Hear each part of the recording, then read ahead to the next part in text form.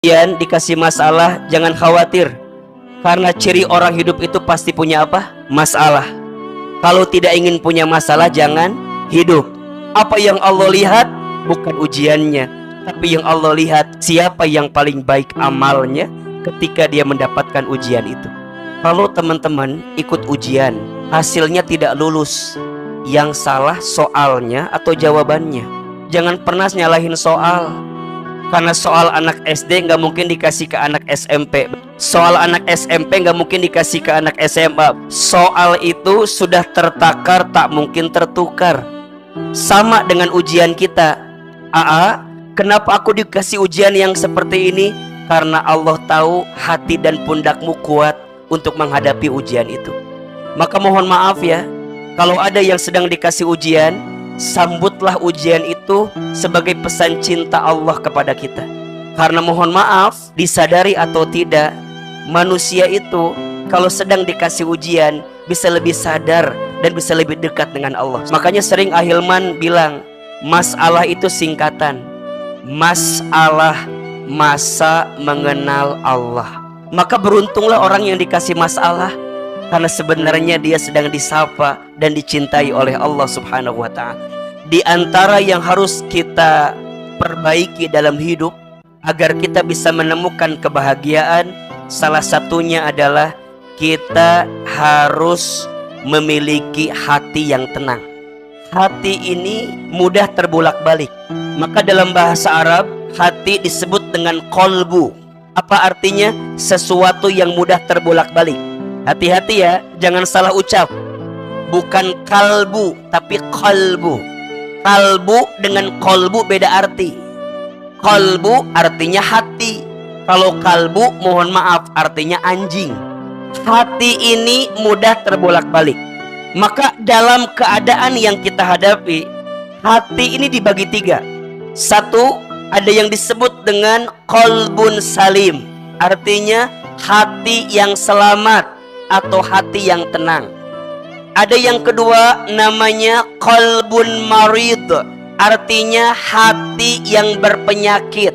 Dan yang ketiga ada yang namanya qalbun mayyit, hati yang mati. Manusia bisa mendapatkan kemungkinan daripada tiga hati itu. Ketika hatinya mengarah kepada kebaikan, ada kelembutan, ada ketenangan, maka itu namanya qalbun salim. Tapi tidak sedikit ada hati yang diguncang dengan penyakit. Apa di antara penyakit hati itu? Mohon maaf, dia mulai lalai kepada Allah. Dia mulai malas untuk menunaikan ketaatan kepada Allah. Hatinya ada kebencian kepada manusia. Ada sifat-sifat hati yang membuat menjadi buruk hatinya.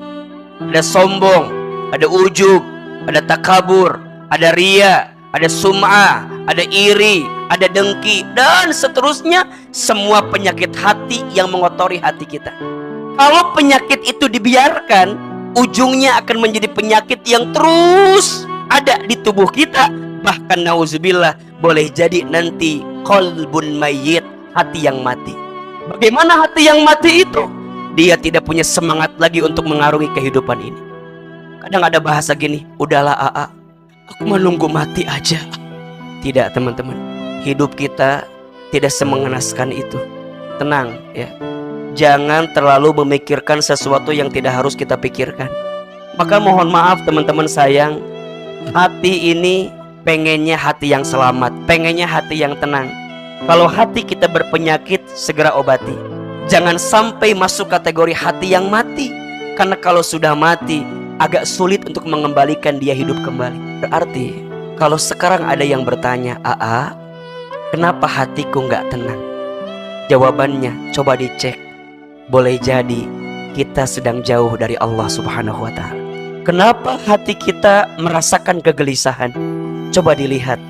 Boleh jadi ada jarak hubungan kita dengan Allah yang sedang tidak baik-baik saja. Mungkin ada perintah Allah yang kita lalaikan. Mungkin ada larangan Allah yang masih kita kerjakan. Atau mungkin hati kita memang jauh dari ketaatan kita kepada Allah Subhanahu wa ta'ala. Ujungnya apa? Kita menemukan kegelisahan di hati kita. Karena Orang beriman itu hatinya tenang. Berarti kalau sekarang ada orang yang mengaku beriman, merasa beriman, tapi hatinya tidak tenang, berarti sedang ada masalah dengan apa? Imannya kepada Allah Subhanahu wa ta'ala. Dan sifat iman itu naik turun. Al-imanu yazidu wa yanqus. Iman itu kadang-kadang naik, kadang-kadang turun. Apa yang membuat iman naik? Apa yang membuat iman turun? Iman itu naik dengan ketaatan, dan iman itu turun dengan kemaksiatan. Berarti kalau sekarang ada masalah dengan hati kita, persoalannya mungkin di iman kita. Kenapa iman kita ada persoalan? Boleh jadi ada ketaatan kita yang berkurang, atau mungkin maksiat kita yang bertambah. Sehingga itu yang akan mengakibatkan hati kita tidak menemukan ketenangan. Maka teman-teman sayang, ketika hatimu disentuh dengan berbagai persoalan yang datang dalam hidupmu, disitulah Allah sedang ingatkan dirimu, hei hambaku, mungkin engkau sedang jauh dariku. Hei hambaku, mungkin fokusmu selama ini kepada orang yang pergi meninggalkanmu, yang engkau bilang menyakitimu, engkau lupa kepadaku. Sehingga dengan caraku, aku ambil apa yang kamu cintai, agar kamu tahu, berharap kepada manusia itu patah hati yang disengaja. Dan aku menginginkan engkau untuk balik lagi kepadaku, kata Allah. Kalau orang imannya kuat, maka seberat apapun persoalan yang sedang dia hadapi, tidak akan membuatnya terjatuh atau terpuruk dalam kehidupan. Seberat apapun masalah kita, sesulit apapun persoalan kita, semua akan baik-baik saja kalau kita bersama Allah Subhanahu wa ta'ala. Yang jadi tidak baik itu, kenapa? Karena kita selalu merasa pede dengan kemampuan kita sendiri. Padahal mohon maaf, tidak ada daya upaya, tidak ada kemampuan, tidak ada kekuatan yang kita miliki, kecuali semuanya diberikan oleh siapa? Allah Subhanahu wa ta'ala. Siapa yang bisa memberikan ketenangan kepada kita? Siapa yang bisa melembutkan hati kita? Siapa yang bisa menenangkan perasaan kita? Siapa yang bisa mengubah keadaan kita? Siapa yang bisa mengatur apa yang tidak mungkin tapi jadi mungkin untuk kita? Allah. Teman-teman sayang, manusia bisa menyakiti kita, manusia bisa menzolimi kita, manusia bisa mengkhianati kita, tapi Allah tidak akan pernah menyakiti hamba-Nya. Kalau orang yang kuat imannya, seberat apapun ujian yang datang kepadanya, karena dia yakin kepada Allah, maka dia akan tahu percis Allah tidak akan mungkin memberikan beban kepadanya, kecuali sesuai dengan batas kemampuannya. Ingat, ketenangan tak didapatkan dengan apa yang kita sering pikir selama ini. Ada orang yang bilang, kalau mau tenang harus healing. Lama-lama healing jadi pusing. Kalau mau tenang harta banyak. Mohon maaf, ada nggak orang yang hartanya banyak gelisah? Kayak gelisah ada tidak? Ada orang yang bilang, aku akan tenang kalau udah punya pasangan. Mohon maaf, teman-teman sayang, kebahagiaan hidup itu tidak diukur dari apa yang datang dan apa yang pergi. Kenapa? Karena yang datang dan pergi akan selalu ada selama kita hidup. Teman-teman, jangan mengukur kebahagiaan kita dengan kebahagiaan orang lain. Kenapa sayang? Karena setiap orang punya zona kebahagiaannya masing-masing. Apa yang kita lihat bahagia di orang belum tentu jadi bahagia di kita. Maka jangan pernah minta sesuatu agar sama dengan orang. Jangan mengukur ketenangan dengan pandangan mata. Karena apa yang dilihat di mata belum tentu menenangkan. Dan biasanya yang dilihat mata indah, lebih indah sebelum dimiliki daripada setelah dimiliki. Berarti yang bisa ngasih ketenangan itu siapa? Dan ketenangan itu rasanya di hati, bukan di mata.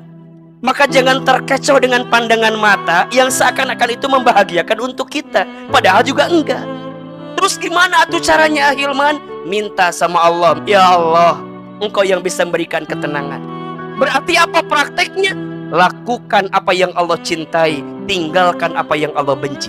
Kenapa teman-teman mau sholat tahajud di sepertiga malam? Karena Allah suka kepada orang yang tahajud di sepertiga malam. Kenapa teman-teman baca Quran? Karena Allah suka kepada orang yang baca Quran. Teman-teman fokus dengan apa yang Allah cintai, maka Allah akan mencintai apa yang teman-teman lakukan. Ini rumus. perbaiki hubunganmu dengan Allah, maka Allah akan perbaiki hubunganmu dengan urusan duniamu. Makin kita sibuk dengan apa yang Allah cintai, maka pada saatnya Allah akan lembutkan hati kita, tenangkan perasaan kita.